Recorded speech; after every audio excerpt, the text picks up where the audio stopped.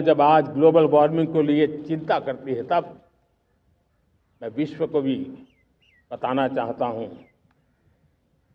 कि भारत ने तय किया था कि हम 2030 तक क्लीन एनर्जी भारत में 50% पहुंचा देंगे। ये लक्ष्य हमारा 2030 तक था।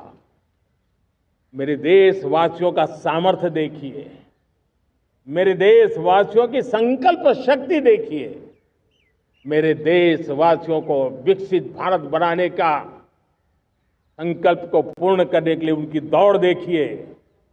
हमने जो लक्ष्य 2030 में तय किया था, वो 50% क्लीन एनर्जी का लक्ष्य 2025 में हमने कर लिया। 5 साल पहले हमने अचीव कर लिया, क्योंकि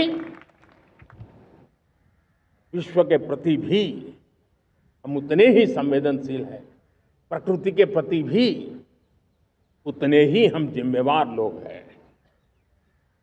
मेरे प्यारे देशवासियों, बजट का बहुत बड़ा हिस्सा ये पेट्रोल, डीजल, गैस, इन सब को लाने के लिए खर्च होता था।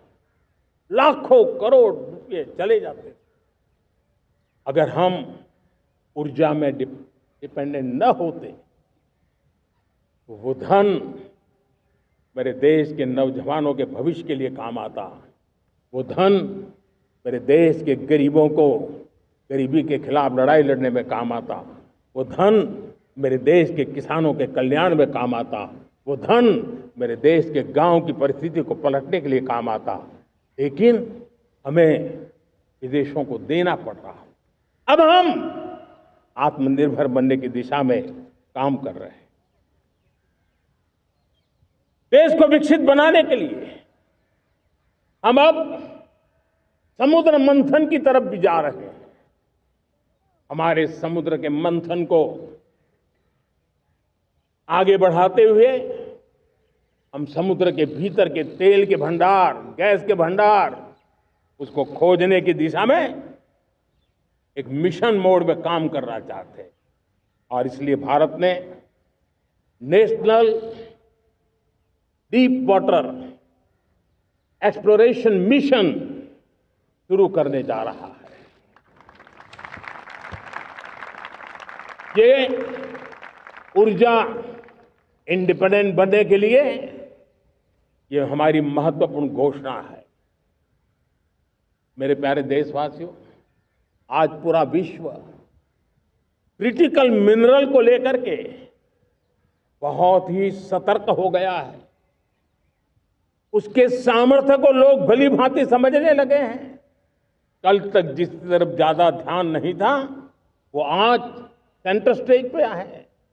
हमारे लिए भी क्रिटिकल मिनरल्स में आत्मनिर्भरता बहुत अनिवार्य है। एनर्जी का सेक्टर हो, इंडस्ट्री का सेक्टर हो, रक्षा क्षेत्र हो, टेक्नोलॉजी के हर क्षेत्र हो, आज क्रिटिकल मिनरल्स की टेक्नोलॉजी के अंदर बहुत अहम भूमिका है। और इसलिए नेशनल क्रिटिकल मिशन हमने लॉन्च किया है। 1200 से अधिक स्थानों पर खोज का अभियान चल रहा है और हम क्रिटिकल मिनरल में भी आत्मनिर्भर बनने की दिशा में आगे बढ़ रहे हैं।